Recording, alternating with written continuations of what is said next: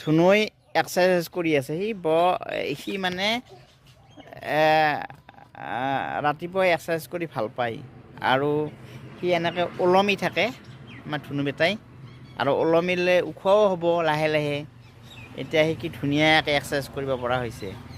বঢ়িয়া ধুনীয়াকৈ এক্সাৰচাইজ কৰিব পৰা হৈছে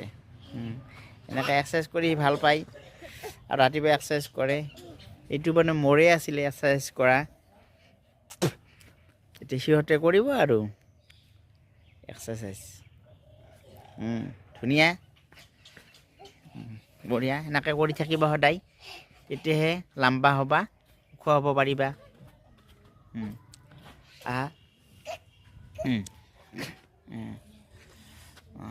বঢ়িয়া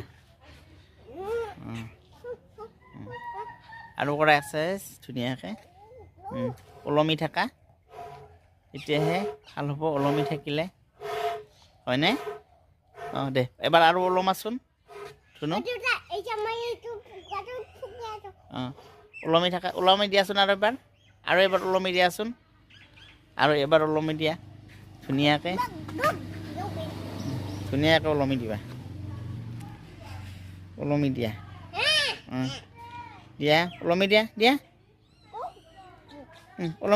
ওলমি দিয়া ওলমি থাকিলে ভাল তেতিয়াহে ওখ হ'ব পাৰিবা 1 2 and 3 ষ্টাৰ্ট বঢ়িয়া